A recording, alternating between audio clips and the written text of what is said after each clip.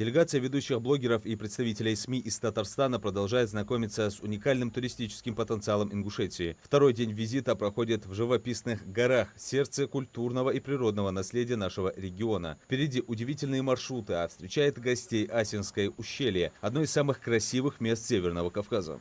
Очень красивая природа, просто шикарно. Даже солнышко вышло специально для нас. Ребят, очень круто. Мы с каждым нашим подъемом, с новой точкой открываются для нас новые виды. Здесь красиво, и мы ожидаем, что далее будет еще красивее.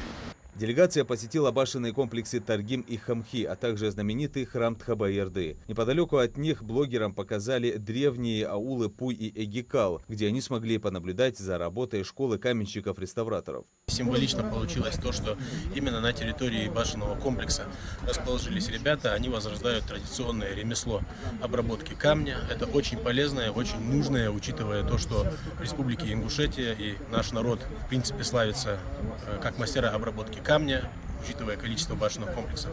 Это неудивительно. Так что ходим, гуляем.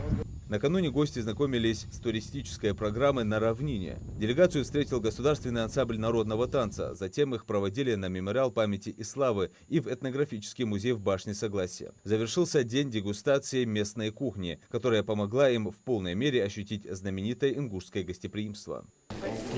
Тем более мы голодные. Знакомство блогеров с регионом началось с открытия нового авиамаршрута Казань-Магаз. Это событие значительно улучшило транспортное сообщение между республиками и открыло новые возможности для развития межрегионального туризма. Всю организацию визита, включая перелет, проживание, питание и насыщенную культурную программу, взяло на себя Министерство культуры Ингушетии. Рейс – это результат встречи глав наших республик, который будет осуществлять свой рейс еженедельно, на постоянной основе. Благодаря этому мы надеемся, что у нас увеличится поток туристов в нашу республику именно с Казани и близлежащих регионов. А мы сегодня хотим им презентовать свою республику в самом лучшем виде.